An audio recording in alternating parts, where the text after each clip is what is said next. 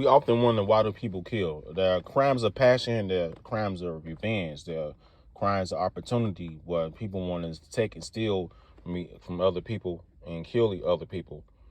But there are always talks of where exactly does a serial killer come from? How is a serial killer bred? And it goes back to the nature or nurture concept. Do our serial killers brought up like this, or are they born like this, or are they actually bred, to be like this, in society, what have you? Are they created to be like this? More importantly, are they created to be this way?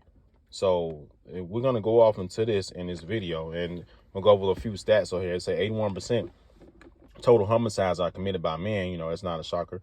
19% women. The intimate partner, family-related homicide, which are crime of passions, 64% women, 36% men, which of course a lot of women are emotional creatures.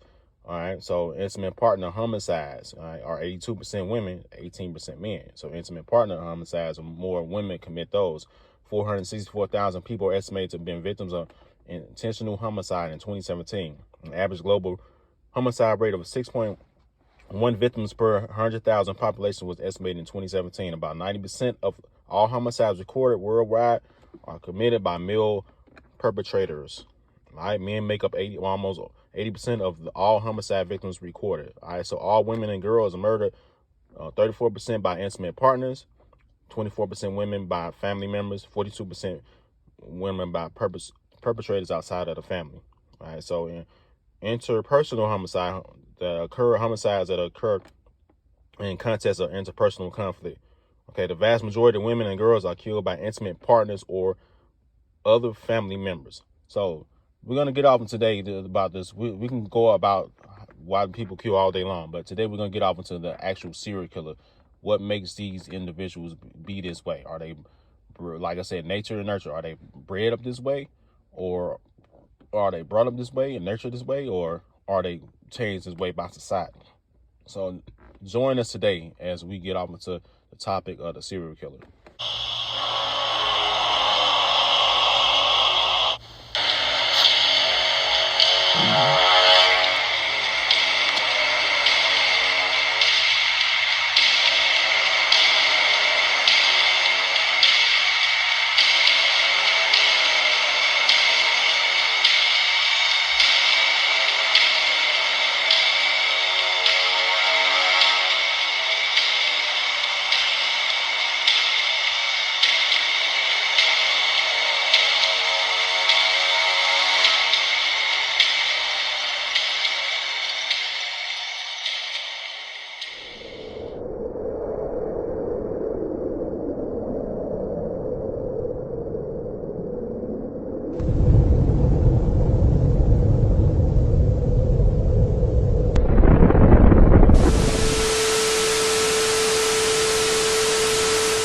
Saying you work for the CIA. You've been recruited. I'll let the document speak for itself. I'm not going to comment on that. Copyright 1992 by Wayne Williams. Is this an audio? That interview that you just saw was a small snippet of the interview of the child boogeyman, or it's called Atlanta boogeyman, the Atlanta child murderer, or what have you, Wayne Williams. Now, as you can see, he said he was affiliated with CIA. He had CIA training, and we're gonna double back to that. I just want to put that nugget out there real quick before we go on. But we're gonna double back to that topic of the whole CIA training.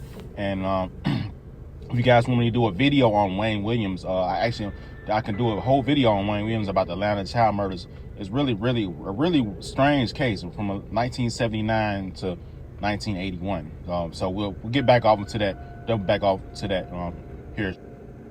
All right, so let's begin with the so-called origins of serial killers. Like I said, it's another serial killer. This is a serial killer from the 1800s, of course, Jack the Ripper. It's another serial killer was actually from the 1700s. You'll be surprised who I'm going to reveal. I'm going to reveal this individual in a minute that makes Jack the Ripper look, small time compared to this individual. But Jack the Ripper finally unmasked after more than 130 years of terror. The notorious serial killer has been the inspiration for countless novels and evil characters of the years, but his identity is always hotly debated. All right, so Jack the Ripper was pretty much identified by 40 private investigators, and they supposedly unmasked Jack the Ripper back in 2018. Jack the Ripper's identity was so-called revealed as Aaron Kominsky. Now, at the end of the day, I don't. So some individuals might be thinking that this is not the identity of the serial killer. Obviously, the killer Jack the Ripper. The Jack the Ripper was known allegedly to have Masonic ties, and they was thinking that allegedly it might be multiple people, and they just gave a face to the boogeyman, so to speak. And it was probably multiple individuals, and it might have been one of the Masonry halls. Okay, one of the members of the Masonry hall, and they was trying to cover it up. Police was definitely basically trying to cover this thing up, and the police wasn't. They feel like certain people feel like the police wasn't actually trying to solve this, and they was actually covering it up. So the police actually were a part of the fraternal order as well. They're part of the Masonic ties as well, and the fraternal orders and frats and all that stuff are all secret societies in the same boat. So okay, now the serial killer I was talking about was none other than Mr. Benjamin Franklin.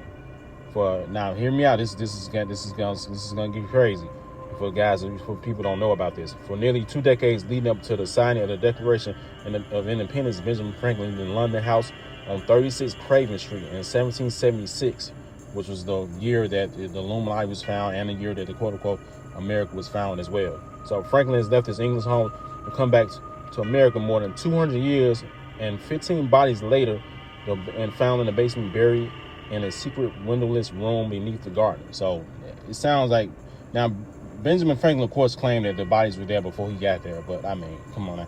Benjamin Franklin was definitely a Mason. He definitely had Masonic ties, and these guys are psychopaths, guys. These individuals that these president, your politicians, and your celebrities. All these people are the real psychopaths. If you want to call them people. So you can look into that more. I got other things to go over, but yeah, Benjamin Franklin was then in 1700s was said he had on the house that he had on 36 Craven Street was definitely a burial ground for different bodies, 15 bodies, body parts. So now let's go on to the Zodiac killer, which they said they never found, and they said they just unmasked the Zodiac killer, I guess, to put people's suspicions to rest. Zodiac killer Gary Francis Post led posse of thrill kill assassins. So everybody know the Zodiac killer, is doing the killings on the Zodiac signs. These are actual ritualistic. Zodiac signs can be on a sacred astronomy, sacred geometry, and et cetera, and these are occultic killings as well. So we have the Zodiac killer, and we have both the Zodiac killer and Jack the Ripper were doing ritualistic killings. Okay, so the Zodiac killer was so-called unmasked as Francis Post. All right, Gary Francis Post, the Air Force veteran, Air Force veteran, turned house painter, into may or may not have been the notorious Zodiac killer. May or may not have been. All right. So guys, if I go through these different serial killers, I'm going through them kind of swiftly because I have a lot to cover and I have a lot to go over, and I want to make sure I get all the information in this video without the video being too long, without me having to make it a part 2. So okay, we got the Zodiac killer. He has Air Force ties. All right, John Allen Muhammad. Everybody may know him as the DC sniper. Convicted sniper attacks killed 10 people and injuring more. John Allen Williams, later Muhammad.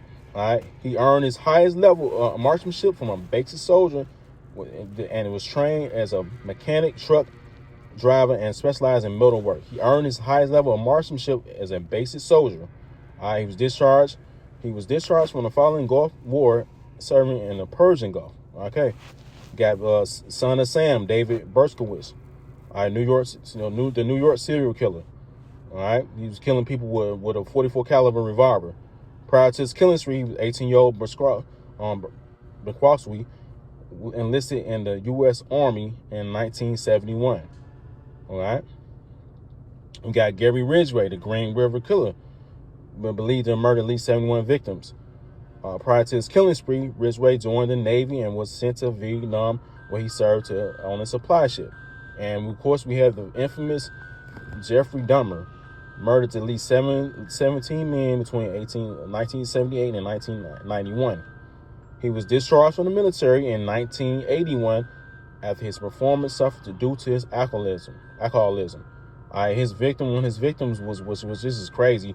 It was Conrad Syntha-Somerphone. Conrad Syntha-Somerphone was this 14-year-old victim, Asian victim, what have you, that the police actually turned him around, and Jeffrey Dahmer actually convinced the police that this was his young lover, and they actually turned the boy around, and he went back to, you will see this in the Dahmer series, what have you, went back in there and he met his fate, which is crazy to me.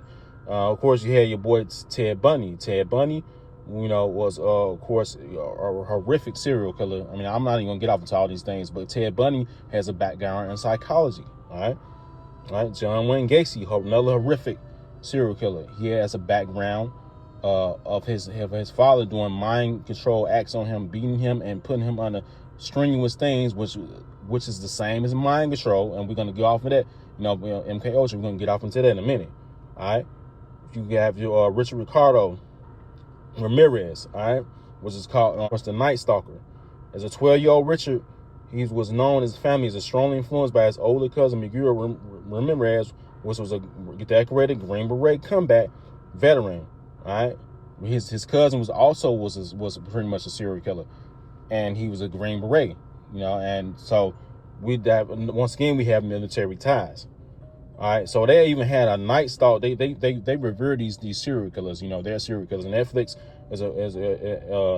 actually has a thing where I saw the American Horror Story.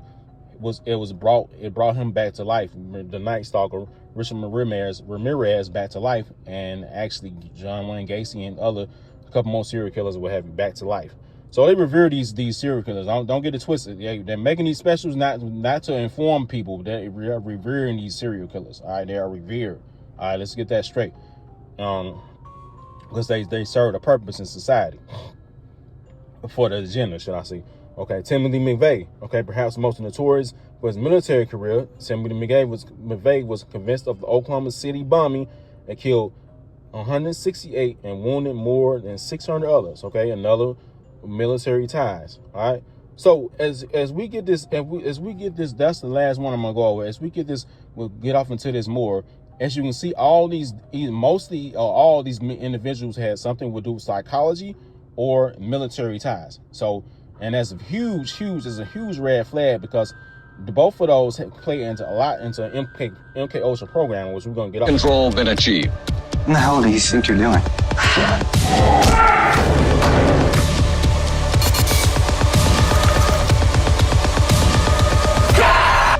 All right, Snowfall actually shows that the CIA had a big hand in bringing all the drugs and the guns into the U.S.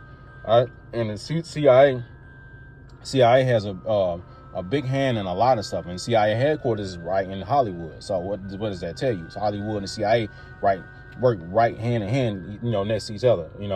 And the monarch butterfly is pretty much, it's like you have the brain matter in the top of your head, whatever. That's the part that they split, your part of your brain that they split, and then you have that matter, and it's shaped like as you can see, it's shaped like a butterfly. All right, it's shaped like, that's why it's called a monarch butterfly control, program or what have you, and MK Ultra program. All right, so we're gonna get off into that now. We remember when we went over the Rain Williams interview. We went over that briefly. By the way, I'm gonna post that whole interview in the description, so you guys will see that interview. Remember the Wayne Williams interview. All right, retired deputy chief says Wayne Williams is guilty as decades old DNA tested. Now this is a really, he mentioned that he was in CIA. He had CIA training. He went on the MK Ultra programming as well. So this is a real weird case. He's supposed he never was convicted of the 24 from 1979 to 1981. The convicted of the 24 to 30 children that he killed, but he was only convicted of the 2 men he killed. He actually threw one of the men. Oh, this was a little guy too. He threw one of the men overboard over the bridge or what have you. And the police actually came minutes later, and he got about that or whatever, that situation and what have you. And he was talking his way about the situation, but they didn't see him do it. They didn't catch him. I almost caught him red-handed. But in 1981, a man named Wayne Williams, portrayed the second season of Netflix Mindhunter, was arrested for the murder of 2 young men in Atlanta. But as soon as they believed that his trial of death may have been far more gruesome, that he was the man behind Atlanta child murders. All right. Remember the movie Split, guys? The movie Split has the he split or whatever. He was split into these different multiple personalities. Now this is MK Ultra too. This is again in regards to MK Ultra as well. He split into these multiple personalities, and he was these multiple people. And one of his alter egos, he was really, really strong. So Wayne Williams, he was a small guy, and a small stature guy. I believe he was about 5'2", 5'3", something like that. But he was able to throw this big, large man. I believe about maybe 6 feet or something like that. And a couple hundred pounds. He was able to throw this man over the bridge. I mean, so what does that tell you? That Split pretty much he was on the MK Ultra programming. Okay. All right. Let's go off a little to the MK Ultra program. The MK Ultra was a top secret CIA project in which the agency conducted hundreds of clandestine experiments, sometimes on unwilling U.S. citizens, to assess the potential use of LSD and other drugs for mind control information, gathering the psychological torture, through the project. MK Ultra lasted from 1953 into 1973. Details of the illicit program didn't become until 1975 during the congressional investigation into a widespread illegal CIA activities in the United States and around the world. All right, so this is the top of the brain that gets reprogrammed on the MK Ultra. Like I said, it looks like a butterfly, as you can see. Okay, so that part that turns what I'm getting into, the part that turns these killers and serial killers into actual killers, or they're tapping into that reptilian part of the brain, the reptilian or primal brain.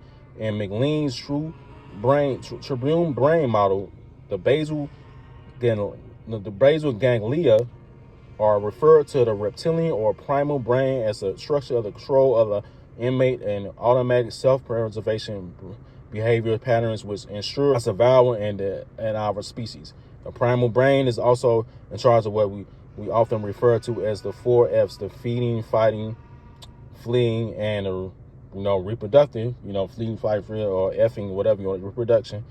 All right, as well as include defense or self, family, and personal property, physical communication, and socially approved actions, and handshakes and head nods and things like that. So that's why a lot of these serial killers be very cunning, be very intelligent, and pretty much they're unlocking the primal part of their brain, which is called reptilian part of your brain, which means reptilian is pretty much an apex predator.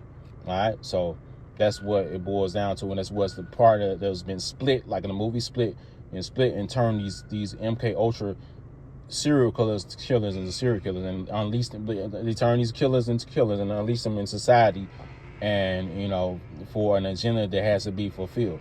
All right, so it brings shake and brings fear into the community. It also brings relevance to the police, and like I said, different agendas are being served. All right, the cerebrum, or is the top portion of the brain. What I was talking about, cerebrum is the part of the brain that receives and processes conscious sensation, generates thought, and controls conscious activity. All right, so that's the cerebrum that gets tapped into on MK Ultra. All right, so the Wayne Williams interview, he clearly said that he was on a CIA training, all right, which is aka MK Ultra programming. All these serial killers were under MK Ultra programming. All right.